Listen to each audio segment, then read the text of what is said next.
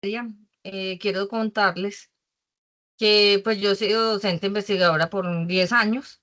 En los últimos 4 años pues yo me dediqué al tema de las etnias y trabajé con los Embera Chamí en todos los resguardos de Río Sucio. Yo vivo en Manizales, entonces el 24% de los Embera están en Caldas, en Río Sucio. Se llama los resguardos de Loma Prieta, Cañamomo y La Montaña. Yo hice una investigación porque pues yo en ese tiempo trabajaba en un diminuto y tenía estudiantes en Vera. Entonces aproveché pues digamos la oportunidad y estuve con ellos. Pues quería compartirles esa experiencia. Fueron 2 años de investigación en la cual pues yo inmersé en todos los resguardos. Pude hacer una inmersión allí. Y tuve la fortuna pues de uno de mis estudiantes era uno de los gobernadores encargados. Entonces porque entrar un resguardo no es tan fácil. Un resguardo realmente, pues el que tenga esa oportunidad, ustedes van a trabajar también con etnias de la salud mental comunitaria y eso es lo que vamos a ver hoy, cómo se buen vivir que viene de los pueblos originarios. No se habla de pueblos indígenas, sino originarios, cómo ellos nos enseñan demasiado a no solo esas prácticas de la salud, prácticas de la socio, o sea, toda esa cosmovisión que ellos tienen tan amplia del respeto por la Pachamama, por la naturaleza. Y sino que realmente uno le transforma la vida cuando uno comparte con ellos. Y más que yo estuve tanto tiempo que yo iba y venía, yo estuve en todas las ceremonias, entrevisté a médicos tradicionales. Algo muy interesante es que ellos para ser médico tradicional son 10 años de formación. Imagínense, uno estudia 5 años una carrera, a un año la especialización, una maestría dura 2, un doctorado dura entre 4 y 5 años. Ellos se demoran 10 años para poder ser médicos tradicionales, que es como el término de los Embera. Embera significa población o gente de montaña. En cambio, digamos, para los arahuacos o lo que es ya la Amazonía, esas etnias ya les hablan de taitas o otros les hablan de chamanes, pero para los Embera son médicos tradicionales. Entonces quería compartirles, pues gracias a esa investigación, yo tengo varios artículos publicados, pues entre ellos quería compartirles. Este fue el último que a mí me publicaron. Fue toda mi experiencia, porque como yo les decía, yo trabajé desde una mirada ceremonial y como trabajaba con estudiantes de psicología, pues yo quería saber cuál era su cosmovisión en Vera en el momento de ellos atender un paciente. Entonces, este es uno de los últimos que me publicaron. Tengo 4 frente a esa experiencia. Porque pues yo experimenté varias tomas, o sea, yo estuve en varias ceremonias, lo hice desde la observación de segundo orden, que eso es una técnica de investigación, y entonces yo hago aquí toda una revisión teórica de ese ejercicio de introspección desde lo que es la psicología transpersonal y todo lo que es también la logoterapia, o sea, la búsqueda del sentido. Desde una experiencia muy ontológica. Entonces lo hice desde esa mirada. Si alguien de pronto le llama la atención o quisiera leerme, me buscan así, Ana María Abad, con todo el trabajo que hice pues con los Embera. Solo así como rapidito para contarles. Muchas gracias. Entonces, pues felicitarlos, que ustedes han estado muy juiciosos en los foros, en todo el trabajo pues que están haciendo de las lecturas. Entonces, más allá que repetir las lecturas, que son muy valiosas, obviamente, quiero compartirles esa perspectiva de lo que es el buen vivir, que es un concepto tan hermoso, que realmente es muy bello, que viene de los pueblos originarios, que ustedes ya lo han ido leyendo. Entonces, como esa es una apuesta del buen vivir para que realmente aporta a todo lo que es Latinoamérica, ¿cierto? Que nosotros tenemos, digamos, una idiosincrasia, unas características socioculturales muy particulares. Entonces, cómo esos conceptos del buen vivir realmente aportan a Latinoamérica, ¿cierto? Lo que somos los latinos, porque ya el buen vivir, digamos, para aplicarlo a Asia, a Europa, se puede hacer claro, pero nosotros tenemos otro tipo, como les decía, de prácticas socioculturales, de cosmovisión, de comprensión de otras lecturas, ¿cierto? Las lecturas de lo que llamamos realidad, entre comillas. ¿Me confirma si me ven la presentación? Sí, señora. Sí, profe, está compartiendo pantalla. Bueno, muchas gracias, que es bueno certificar. Listo, entonces, que como ustedes ya han leído muy bien lo que es el buen vivir, pues traigo el pensamiento de Víctor Gavilán, pues no estaba en las lecturas, pero también es muy interesante leerlo, que él habla del pensamiento en espiral, que eso es lo que habla el buen vivir de los pueblos indígenas o nuestros pueblos originarios. Entonces, esto ha tomado mucha fuerza en los últimos, yo diría en los últimos 10 años, de que queremos adentrarnos en este concepto tan bello, lo que es el buen vivir. Entonces, realmente, pues, los pueblos originarios tienen un saber. Entonces, hay que empezar a comprender esos dos conceptos. Hay un conocimiento científico, que es el que nosotros hacemos a través del método científico, de la comprobación, de la medición, de la estadística y demás. Y ellos tienen un saber. El saber es ancestral, es un legado. Nosotros como seres humanos también tenemos un saber. Digamos, si ustedes tienen sus abuelitas que sabían de plantas, o una abuelita que sabía tejer, un abuelito que sabía de carpintería, de mecánica, eso lo transmiten de generación, ese es el saber. Y el saber está alineado a ese buen vivir, que en la tradición oral indígena, pues se transmite de manera oral, ¿cierto? Por el círculo de la palabra, por a través de la palabra. Entonces, eso es muy bello. Entonces, como todos sus saberes, esos conocimientos están en esa relación de esos pueblos originarios, una relación muy cercana con las plantas, con los animales. Ellos, algo que me pareció muy lindo de los indígenas es que ellos todos lo armonizan. Ellos siempre piden permiso al guardián del lugar, ellos le llaman guardianes, las hacen unas ofrendas. El médico tradicional, pues que para, para otras cosmovisiones sería el taita, el chamán o el mayor. Ellos se conectan con sus ancestros y piden permiso al guardián y el guardián indica qué ofrendas. Eso fue lo que yo aprendí allá. Antes uno, digamos, tenía que llevar licor o semillas o flores, tabaco. Y el guardián decía pues como que se tenía que ofrendar y ya el médico le decía a uno, ah, por ese lugar hay que unirse con el tabaco y hay que tirar semillas. Cada vez era diferente, ¿cierto? Entonces, son esos sabidurías que ellos tienen. Y siempre para los pueblos originarios es muy importante los ritos, toda esa palabra, la música, ¿cierto? Siempre hacen ese ejercicio de armonización, ellos lo llaman así.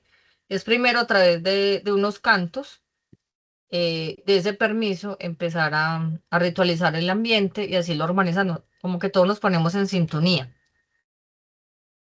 Entonces, para ellos, para los pueblos originarios, el mundo es una interconexión. O sea, todo hay una interrelación. Por eso, desde allí también está el concepto de lo sistémico, el modelo sistémico que nosotros como psicólogos lo estudiamos.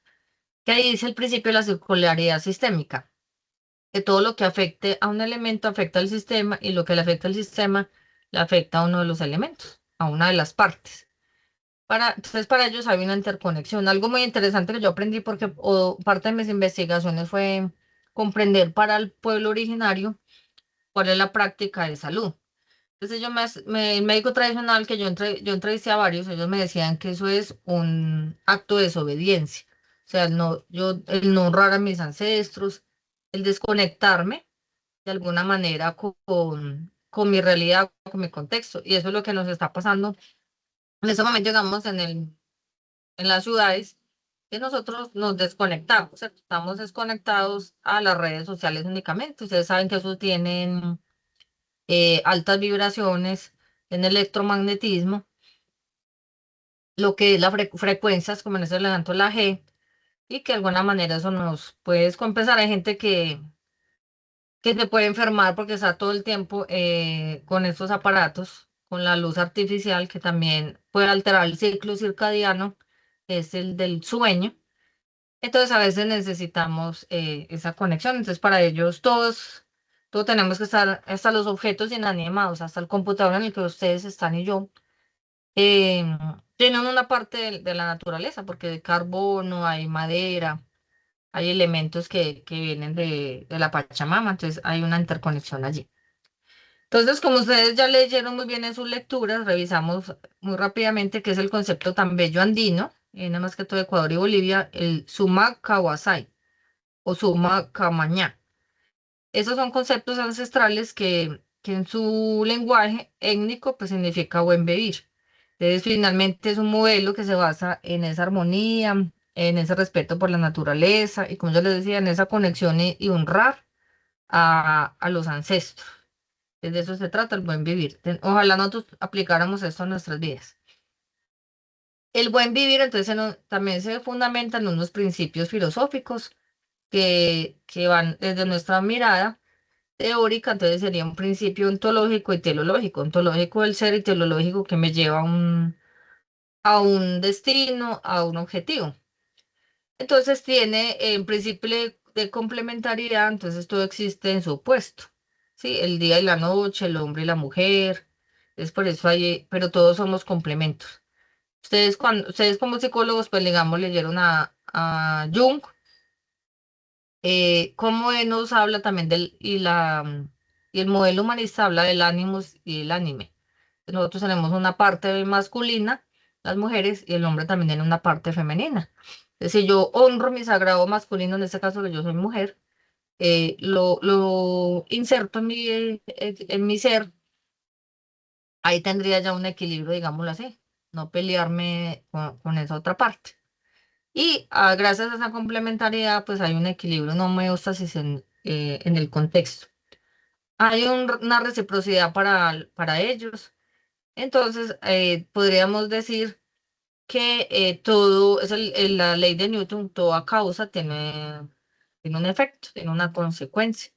Y si yo altero, ¿cierto? Sobre todo el principio acá de la Tierra, no la honro, lo que estamos haciendo, pues en ese momento ya se evidente el cambio climático y todo el daño ambiental que estamos viviendo.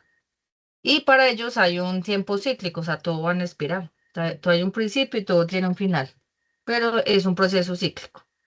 Quería compartirles, esto es muy bello, no está en las lecturas, pero es hermoso cuando uno ahonda mucho más en estos temas, que son los 13 saberes del buen vivir.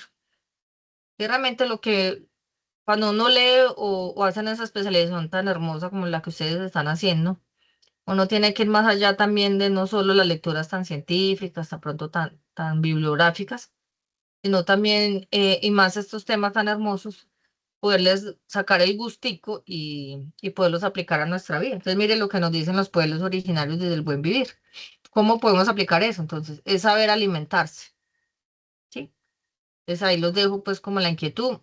Realmente, ahorita se está hablando en las últimas, la psicología transpersonal y lo que son las terapias de cuarta generación, nos hablan desde una alimentación consciente, ¿sí? Porque ustedes saben ahorita después post pandemia, todos los trastornos de ansiedad y de depresión que quedó. El saber beber, saber danzar y festejar, saber dormir, saber trabajar, imagínense eso tan bello, el saber trabajar, que no es solo cumplir unas funciones, una responsabilidad, sino que me invita a mí a un disfrute, de que realmente mi trabajo, lo que es el Ikigai, o sea, que habría ese principio. ¿Ustedes han escuchado el Ikigai? No, señora, yo no. Ah, bueno, entonces ahí les dejo tareita. El Ikigai es ese principio del saber trabajar, o sea, ¿qué haría yo que me encanta, que yo lo disfrute y de lo cual a mí no me pagaría? O sea, cuando uno realmente sabe trabajar, pues todos trabajamos por dinero, obviamente, pero que uno que uno se sienta útil, que usted está desarrollando su potencial, que usted siente que está al servicio de otras personas, que lo que usted hace es útil, que usted está realmente sintiéndose bien, o sea, que el tiempo que usted invierte allí, que hace una transacción por dinero, pues que a usted se le vaya el tiempo volando, o sea, que uno dice, ay, ¿cómo así que le dicen, ven, ¿y por qué está oscuro? Y uno mira, es que todo el mundo ya se fue, es que ya son las 6:30, ay, yo todavía estoy aquí. No es que uno sea adicto al trabajo, sino que a veces disfruta y se le va el tiempo. Ese es el Ikigai. Saber meditar y pensar. Mire, saber amar y ser amado. Realmente estamos en una sociedad dependiente de apego, sino que escuchemos ya, desafortunadamente ahorita este cantante, el que falleció, Jason Jiménez, el que falleció hace poquito. Como esas canciones de despecho, pues invitan a la gente realmente al corazón herido, a que se corte las venas. Entonces, ese no es un saber amar. Saber escuchar, ese debe ser nuestro deber como psicólogos. Saber hablar, ¿cierto? La palabra tiene mucho poder, la palabra tiene también una intención, tiene un impacto en el otro. Cómo decirle al otro, digamos, una noticia negativa. Otros como psicólogos o los que hayan sido clínicos, yo que fui clínica muchos años, cómo hacerle entender al otro lo que está viviendo, o sea, desglosarle con palabras su vida y honrar nuestras palabras. A veces también decimos de más y por ahí hay un refrán que dice que la palabra suelta o la bala perdida, pues ya no hay nada que hacer, o sea, genera un daño tremendo. Qué lindo saber soñar, ¿cierto? Porque el soñar es el primer inicio para crear. Nosotros debemos estar soñando y para hay pueblos, no los en Vera, pero creo que son unos del Perú, en este momento se me escapa el nombre. Para ellos es muy, o sea, alguno puede buscarme ahí en internet, creo que son los Hopi, creo que son los indígenas Hopi. Para ellos soñar es fundamental. El día que uno de su comunidad no sueñe, va a haber una tragedia y ellos lo creen así.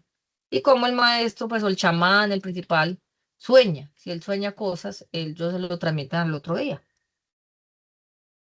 Porque el mundo de la ensoñación eh, realmente es otro mundo donde vivimos una cantidad de cosas. En esos días me vi una serie, se la recomiendo. En Netflix me gustó mucho. Es sobre el señor sueño, se llama Sandman. Entonces, pues obviamente tiene muchas cosas de ficción, pero cómo a través del sueño entramos a otro mundo y hay otras cantidades de posibilidades. Si lo quieren ver, como, o sea, con una mirada, uno siempre tiene que ver esas series o algunas películas muy psicológicamente que podamos aplicar esos modelos. Entonces, las recomiendo, se llama Sandman. Qué lindo, mire, ese saber caminar. Me acuerdo de ese poeta que dice, caminante no hay camino, se hace camino al andar. Saber elegir. ¿Ustedes qué me dicen? ¿Cuál es la principal elección que uno debe tener como ser humano? ¿Qué es lo mejor, más importante que uno debe elegir? ¿Será su carrera? ¿Será el trabajo? ¿Qué será? ¿Quién se atreve a decirme? ¿Qué nos quiere compartir? ¿Qué será lo más importante que yo debo elegir? María José. Muy buena noche, profe. Buenas noches, compañeras. Pues considero que lo más importante que debemos elegir es a nosotros mismos, elegir nuestro bienestar emocional por encima de todo. Excelente, me encanta. Muy bien, estoy de acuerdo. O sea, nuestra primera elección somos nosotros. Y la segunda principal elección es la pareja.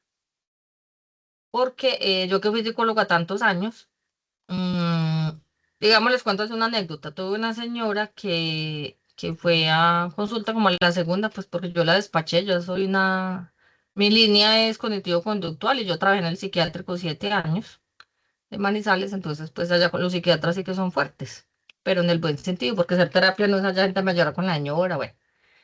Pues una de las tantas cosas que me pasó, pues una señora fue a quejarse del esposo. Entonces, bueno, porque es un borracho alcohólico. Listo. Entonces ya retomando yo la historia de amor, de esa historia de pareja, cómo lo conoció, pues ya me contaba que lo conoció en un bar. Ok, entonces ya lo conoció ya bebiendo. Y entonces haciendo el recuento le preguntaba yo a la señora, ¿y cómo fue esa historia de pareja, de novios? ¿Qué hacían?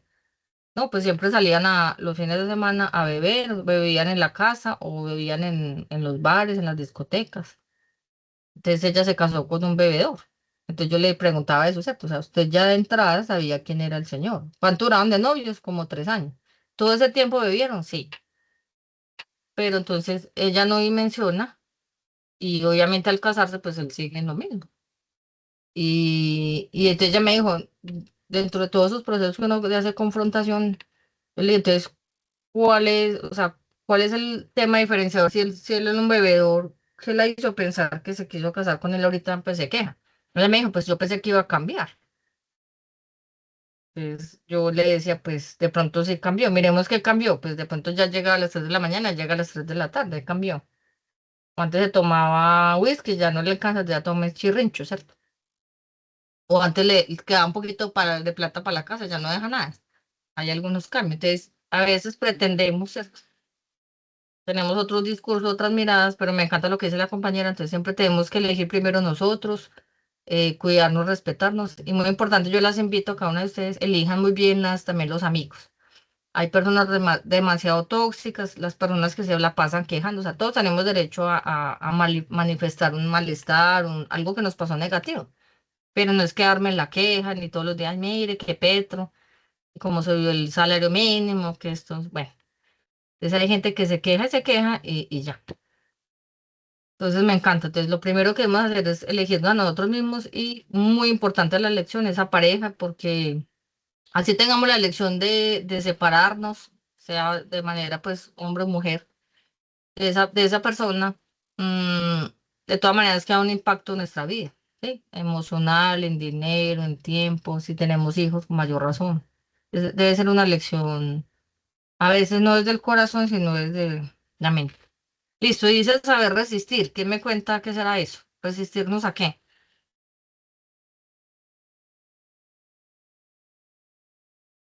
¿Qué es que dicen? ¿Será que resistimos? Te voy en dieta y me resisto a la dona, al pancito.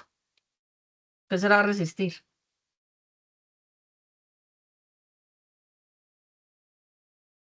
De No, pronto profe, resistir los retos que nosotros mismos nos ponemos. Entonces, si queremos, no sé, por ejemplo, lo que tú decías, quiero bajar de peso, entonces tengo que resistir un poquito, sacrificar unas cosas para poder lograr otros objetivos mayores que tengo o que me proyecto. Muchas gracias. Y otra persona te va a decir algo. Buenas noches para todos, buenas noches, doctora.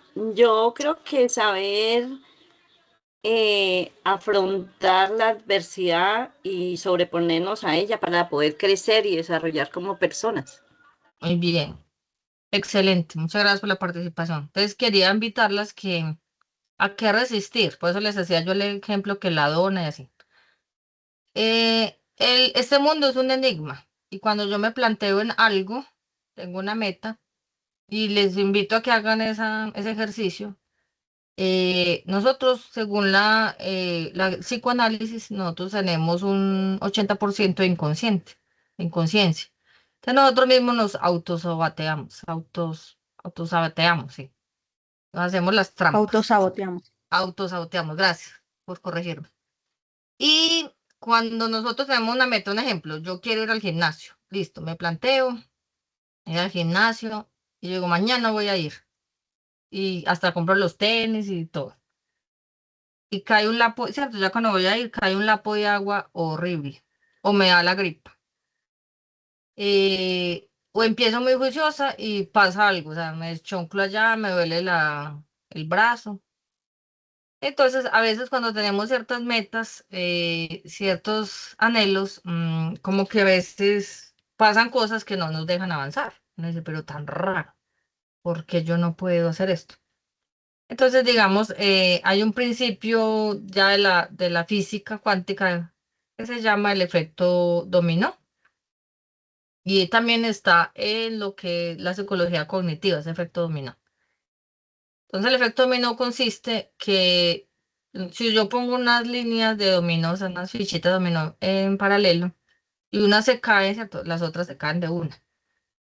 Entonces también cuando ustedes están en algo mal, todo les sale mal. Entonces digamos, usted por la mañana estaba de afán y por salir a la carrera se deschoncló el dedito pequeñito del pie que se duele.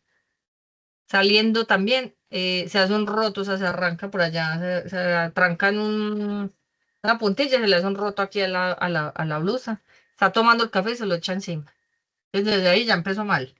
Si uno empieza así mal y su actitud es de que no entender que fue usted misma, no resiste eso, esas adversidades pequeñitas, ¿qué pasa? El efecto dominó, entonces va a coger taxi, no coge taxi.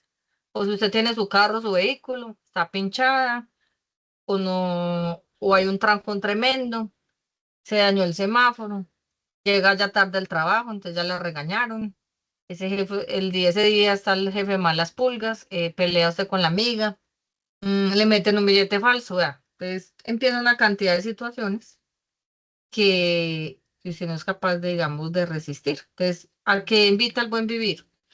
A que uno mismo hace todo inconscientemente, hace una cantidad de situaciones para usted no cumplir con esos sueños y que de manera inconsciente a nivel colectivo pasan también otras cosas para que usted no logre ir a esos buenos objetivos, como ir al gimnasio, a tener una alimentación más sana. Entonces usted dice, no, yo mañana voy a empezar a hacer no dieta, no llamemos la dieta, no alimentación sana, consciente.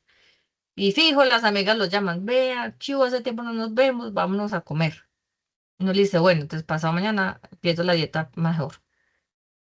Y preciso, está lloviendo, entonces me dicen, no, qué frío, un chocolatico con el pancito. Llega su esposo, el amigo, le trae un poco de donas. Es como uno dice, pero yo quiero adelgazar, yo quiero comer diferente y ideal, me está trayendo es puro mecato. Y usted pasa por el mercado y promoción, lleve 3 panes por 1.000 pesos. Bueno, es una exageración, por 5.000 pesos. Y uno, no, pues el pan que a mí me gusta. Entonces pasan cosas muy extrañas, entre comillas. Entonces, saber resistir, nos dicen los pueblos originarios, fue algo que aprendí también, me pareció muy lindo. Es que si yo tengo ese buen objetivo de ir al gimnasio, me están poniendo esas trabas, yo misma o lo que sea. Pero yo sé resistir y decir, no, bueno, listo, así esté lloviendo, yo voy. Que me está doliendo este brazo, no sé qué, no, antes allá me quito el dolor del brazo o no hago tren superior, sino inferior. Entonces, si yo logro como superar eso en 2 semanas, saber eso resistir, puedo cumplir, ¿cierto? Y podemos llegar a lo que dice la psicología cognitiva, que es poder tener un hábito, que los hábitos se instauran a los 21 días. Y como decía la compañerita, entonces es poder tener esa resiliencia, esa capacidad de afrontamiento. Pero nosotros no desistimos muy rápido, ¿cierto? No, eso es que no me conviene. Es que mire que yo pagué, yo escucho mucha gente que dice eso, yo pagué un mes de gimnasio y fui 2 veces. ¿Por qué? No, porque mire, me pasó esto, esto, esto. Yo no supo resistir. No, entonces, para poder resistir también hay que hacer una planeación. Realmente, ¿cuál es el momento bueno, digamos, por este caso, digamos, el mismo ejemplo, que es como un ejemplo muy claro. ¿Cuál es el mejor momento? Uno dice, no, voy a empezar en diciembre. No, uno en diciembre que era el gimnasio y tiene un poco de cosas. No, en tal fecha. Pero en esa fecha ya no tengo plata, no tengo los tenis. Entonces, ¿cómo me planeo también para eso? Que sea el día y que yo realmente lo vaya a hacer. O que yo digo, no, es que a mí sola me da pereza. Entonces, ¿a quién invito? ¿O cómo me quito esa mentalidad y por qué me da pereza ir sola? Si finalmente mi beneficio soy yo y lo que hablábamos ahorita, yo me tengo que elegir. Entonces, mire, esos 13 saberes son muy bellos que nos invita hacia ese buen vivir. Bueno, aquí pues una fotico para animar. Entonces, en nuestros países latinos, que no pasa quizás en Europa, porque pues nosotros se supone que somos un tercer mundo, ya lo llaman pues los desarrollistas o pueblos en vías de desarrollo, o en desarrollo, en proceso de desarrollo. Pues realmente en Latinoamérica pasan cosas que uno dice, pero esto, ¿cómo puede pasar acá? ¿Cierto? Realmente Latinoamérica y nosotros tenemos altos índices de corrupción, principalmente corrupción política. Mm, tenemos demasiada desigualdad social, digamos usted, no sé si alguno ha ido a Chocó o tiene familia allá donde usted puede ver en Chocó una casa de lujo, ¿cierto? Una casa quinta y enseguida una casa en Esterilla. Entonces uno dice, pero ¿cómo así? Pues yo no conozco, bueno, en otros contextos, yo hablo pues del eje cafetero, digamos, yo que vivo en Manizales también, o sea, aquí pasa de que hay un barrio estrato 5 y pasa una cuadrita y hay un barrio estrato 2, entonces uno dice, ve, como que mucha la diferencia. Me impactó también mucho que en esos días, yo antes mucho en Pereira, también me impactó que allá hay un barrio que se llama Santa Juana. Santa Juana es un barrio de los más vulnerables de Pereira y va el cable aéreo. Entonces, yo fui a hacer una práctica, ya un ejercicio con la población. ¿Y cómo le parece cuando yo ya estaba llegando a Santa Ana, como no va por el aire, abajo había tremendas casas, pero espectaculares, o sea, con piscina, no, casas para ir de 3.000 millones yo le pongo. Entonces, uno como que Me dice, había simplemente 5 casas así, todas igualitas, o sea, con paneles solares, la superpiscina, el jacuzzi. Y hasta yo decía, pues esta gente, bueno, muy rica, pero hasta maluco, ¿cierto? Que todo el mundo desde el aire lo está viendo, porque hasta vi la gente ahí en piscina, o sea, no tenía mucha intimidad. Y usted pasa los 2 minuticos, ya entra a un pueblo, a una población vulnerable. Entonces, como estos impactos tan fuertes, es decir, hay casas de 3.000 millones y paso a casitas, pues, de estrato 1.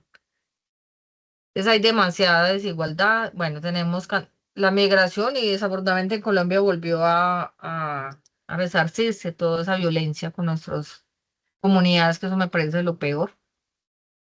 Y es muy triste también ver cómo comunidades en pleno siglo XXI, que estamos con inteligencia artificial y demás, todavía no tengan ni agua potable, no tengan acceso a redes sociales, ¿cierto? O sea, no tengan redes como el internet, que realmente es muy triste ver esas son esas realidades. Entonces, el buen vivir como principio de vida, como el Sumaka Kawai, que ustedes ya han ido leyendo, que eso es muy bello, cómo esta población nos puede ir enseñando. Y algo que yo aprendí también y empecé a buscar, me pareció muy hermoso, que la Universidad de Antioquia, en Medellín, que es una de las más importantes del país, tiene una licenciatura que se llama Licenciatura de la Madre Tierra. Y la pueden buscar, me pareció hermoso, miré su pensum, y tienen un convenio, como el otro porcentaje de los Embera están en Antioquia, están un 37%. Son los mismos médicos tradicionales, digamos los mayores, porque para esta población le dicen mayores, a los que saben, pues, los legados. Ellos mismos son los que, muchos de ellos, pues, dan las clases. Y obviamente, pues, otros profesionales. Pero como ya estos conceptos ya van a la academia, ¿cierto? Porque hubo un tiempo donde esto era como no valorado por la ciencia, por la academia, de ver que lo que nos enseñan los pueblos originarios como que no lo veía, eso no, lo minimizaba. En ese momento, por la UNESCO, está por decreto, el patrimonio de todo este legado de los pueblos originarios. Inclusive se están buscando la manera de muchas investigaciones y estudiantes de licenciaturas en etnoeducación y en lenguas, de cómo preservar las lenguas autóctonas, que no se pierda, porque como ya por la inteligencia artificial y los jóvenes indígenas quieren migrar a las ciudades, se está perdiendo la tradición oral, entonces se le está perdiendo sus dialectos. Entonces, el buen vivir, ellos nos enseñan de que a nivel de esta desigualdad y pobreza podemos fomentar las cooperativas.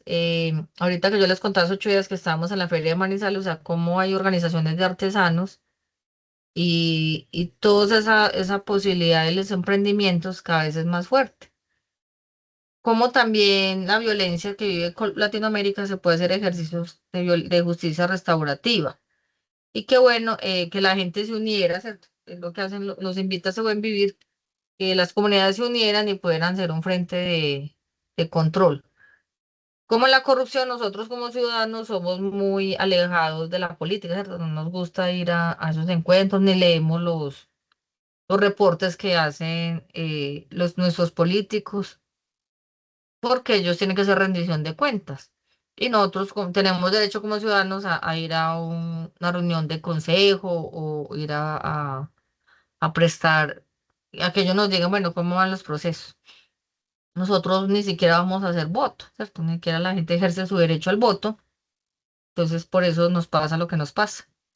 En los Embera también vi algo muy bonito frente a este principio de la educación, es que hace unos años, ¿cierto? Bueno, siempre ha habido mucho patriarcalismo. Los indígenas son demasiado machistas. Y dentro de los estudios que han hecho estas comunidades, la mujer indígena es la que más tiene hijos y a menor edad. Ellas de los 12, 13 años, apenas les llegue su menstruación, ya empiezan a tener bebés. No sé si ustedes en su comunidad ven, pero acá en el eje cafetero es muy común ver las indígenas sentadas en la calle con un poco de niños vendiendo sus artesanías, sabiendo que ellos tienen pues todo su resguardo, no pagan nada, tienen sus derechos. Pero es así. Entonces, lo que les quería comentar es que ya la comunidad en Vera, donde yo estuve, ellos ya están permitiendo, porque en ellos todos las médicos tradicionales deben ser hombres y los que transmiten como todo ese saber ancestral son hombres. Obviamente, pues la mujer es valorada, pero pues no hace nivel de jerarquía. Pero ellos ya tienen algo que llaman la escuela de médicos tradicionales y ya hay mujeres, entonces ya están entrenándolas. Incluso algo me decía muy bonito un médico tradicional allá, me decía, las mujeres son muy poderosas. Yo le decía, ¿por qué? Porque parte del entrenamiento de ellos como médicos tradicionales es tener que pasar varias noches en un río. Se imagina, Caldas es demasiado frío. Tiene que estar desde las 12 de la noche, 4 o 5 horas metidos en el río, desnudos. Y que a la mujer le ponen 4 horas y al hombre 7. Yo le decía, pero ¿por qué a la mujer menos? Me dijo, porque ya, me dijo, porque mujeres, ellas aguantan, ya son más fuertes que nosotros necesitamos más entrenarlos. Entonces, ya están comprendiendo como esa parte. En el medio ambiente, pues ellos tienen muchísimo que enseñarnos de cómo hacer esos ecosistemas. Qué bueno que nosotros pudiéramos hacer permacultura, poder tener un jardín en nuestra casa a nivel muy sencillo, ¿cierto? Nosotros podemos hacer lo que es el cultivo horizontal en paredes. Hay edificios que ya lo hacen. Y volver a la botánica de nuestras abuelas, ¿cierto? Qué rico que no siempre es ir al médico y tomar todos sus fármacos, obviamente hay que hacerlo, pero qué rico también recordar y revivir desde el medio ambiente como las plantas con sus fitoelementos los pueden también sanar y volver a esa arbolaria de la botánica de la abuelita. Entonces realmente pues ellos tienen como todas esas miradas para que nosotros lo podamos implementar. Entonces quería traerles unos ejemplos de cómo en Latinoamérica se puede implementar esos ejercicios. Y uno de los que yo les compartí fue acá la licenciatura en Pedagogía de la Madre Tierra. En Ecuador, mire qué interesante, en el 2008 se reconoce, porque es el principio viene de Ecuador, el Sumaca Wasai, como en la Constitución está como un eje de desarrollo, es bellísimo. Y el Plan Nacional del Buen Vivir hasta el 2017 como una guía, una política pública debe tener ese ejercicio del buen vivir, porque para ellos el Sumaca Wasai, el buen vivir, hace parte del desarrollo de las comunidades. En Bolivia, en el 2010 se genera la Ley de Derechos de la Madre Tierra. Entonces se reconoce que la naturaleza, esa Pachamama, es un sujeto de derechos, entonces prohíben y penalizan a las personas pues, que vayan a talar árboles, a que vayan a construir, digamos, vivienda en zonas protegidas y demás.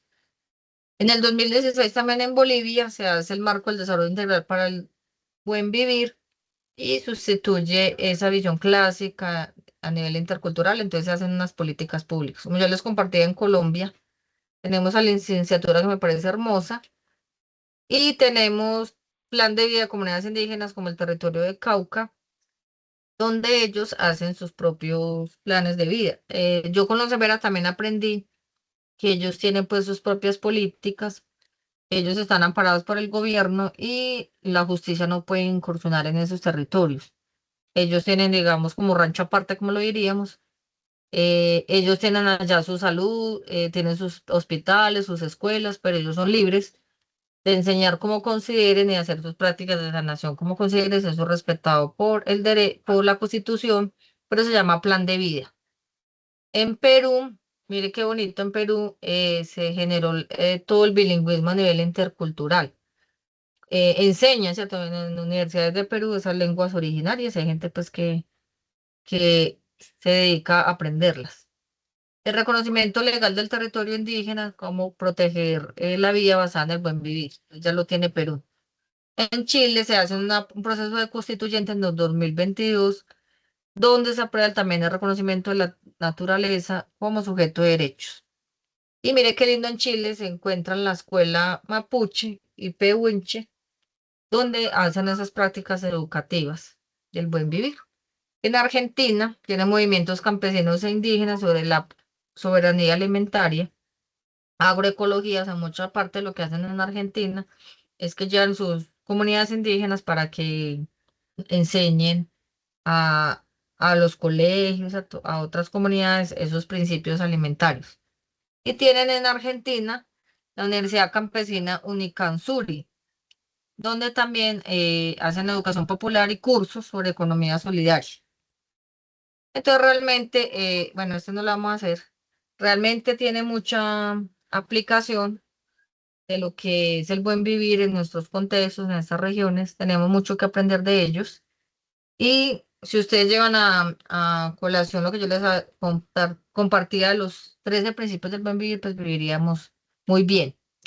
Para dejarles pues también una provocación, no sé si ustedes han se leído los libros de Miguel Ruiz, que se llama El Cuarto y Quinto Acuerdo. ¿Alguno lo ha leído?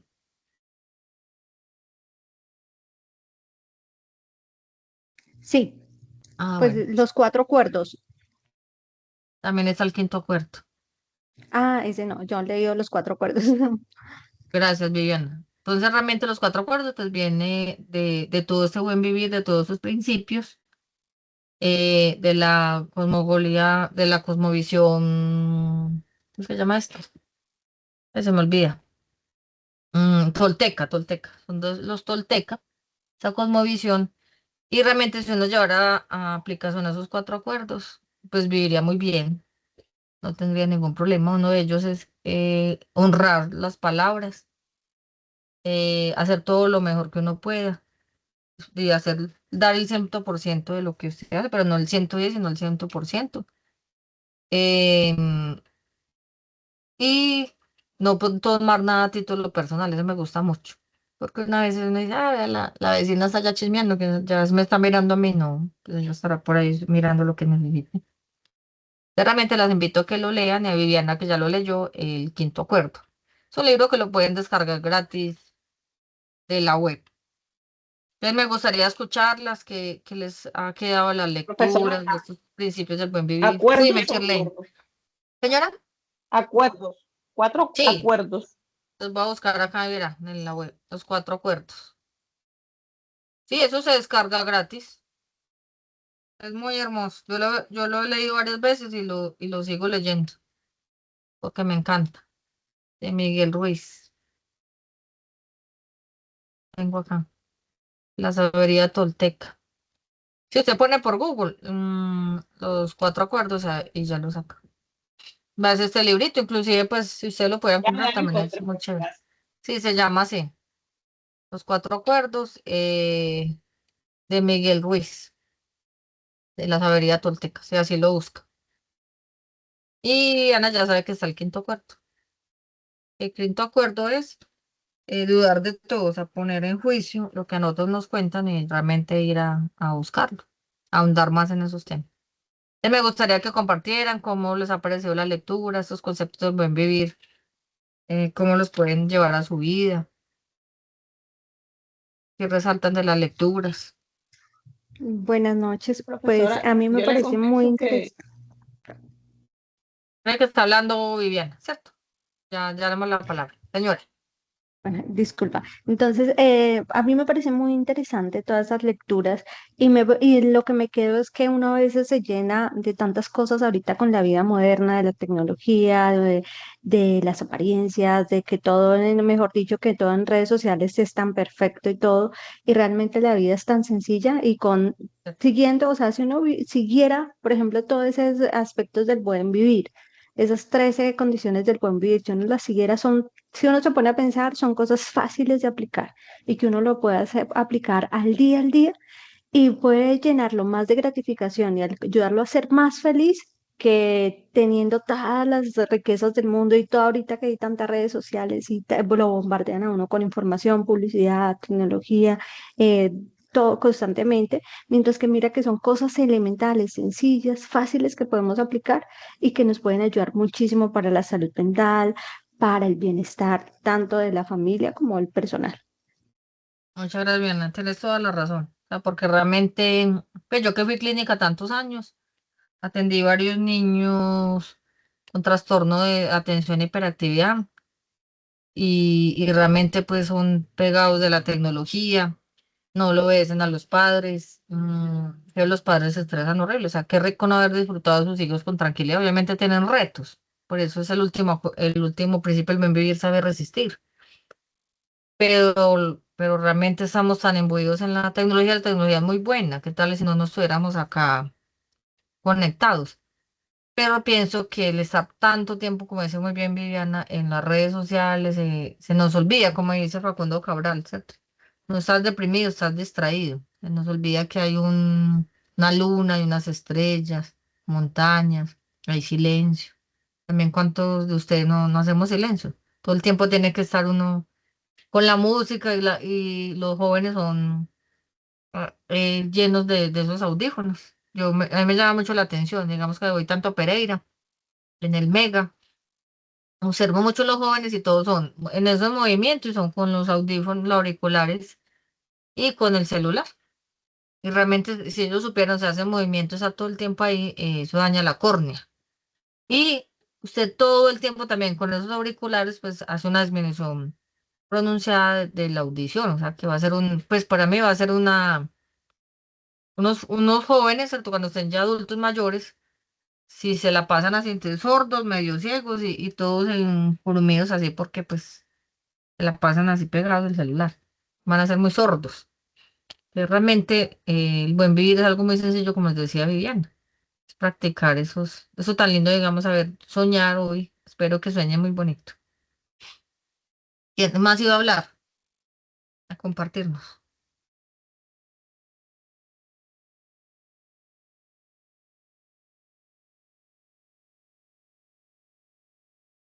También los invito entonces que busquen los Hopi, que son los que nos invitan a soñar bonito y que puedan ver esa serie de Netflix que les invité que se llama Sandman. No sé si alguno la ha visto.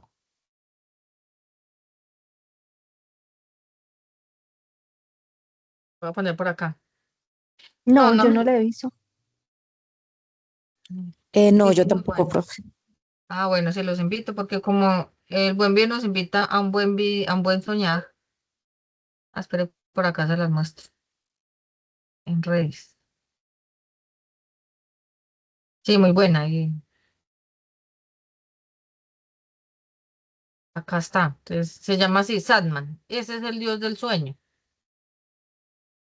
Y son varios dioses, digámoslo así, pero son digamos, a destino, ese es destino. Es interesante cómo pueden llevar ese principio, digamos, es todo lo que es la lujuria, el deseo, es deseo.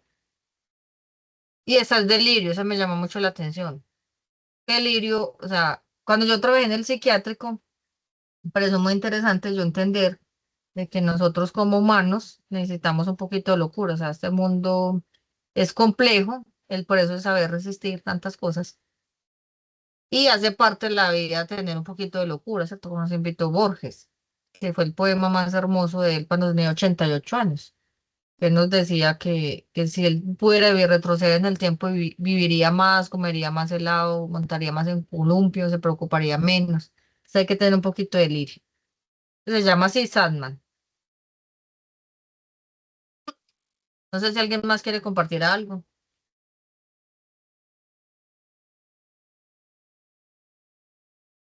Estaba leyendo, buenas noches, Hola, estaba Rodrigo. leyendo que, digamos que eso se ha implementado no solo en el Ecuador, sino también en Corea y en algunas partes de Estados Unidos, porque busca como devolver a las personas a lo básico, pero lo bueno es que lo hacen desde una política pública que busca desarrollar, digamos, como el trabajo en comunidad.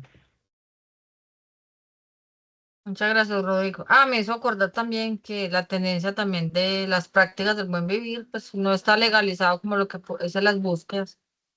Es lo que son las ecoaldeas. No sé si ustedes en sus territorios han podido ir. En el eje cafetero hay muchas, digamos sobre todo en Armenia, en el Quindío.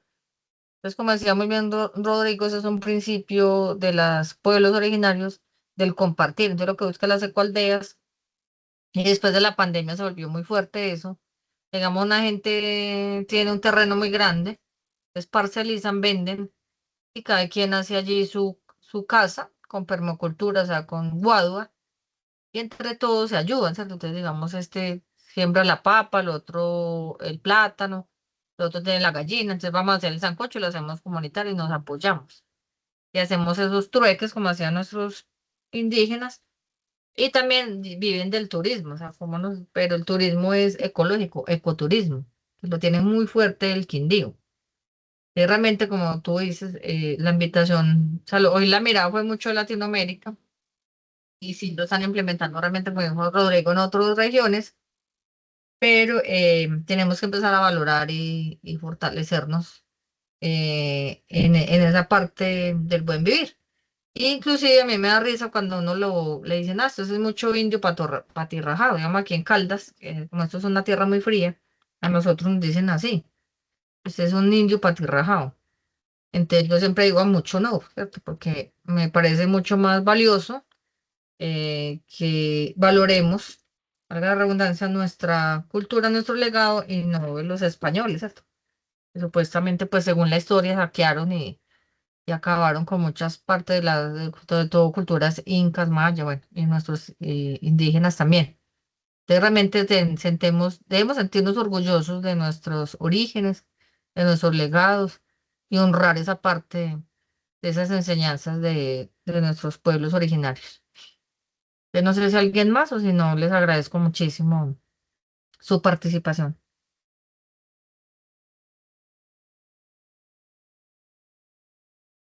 Realmente la invitación es a que disfruten de los cuatro acuerdos y seguir, pues, como decía la invitación Viviana muy bien y gracias nuevamente a Viviana, de poner en práctica esos 13 principios tan sencillos, que a la final son difíciles, ¿cierto? A veces lo más sencillo es lo más difícil. Es una feliz noche, muchísimas gracias. Que sueñe muy bonito, saber soñar. Gracias, profesora, Muchísimas gracias. igualmente. Gracias. Feliz Hasta noche. luego. Muchas Muchas gracias, gracias. profe. Feliz noche. Gracias a todos. Buenas noches.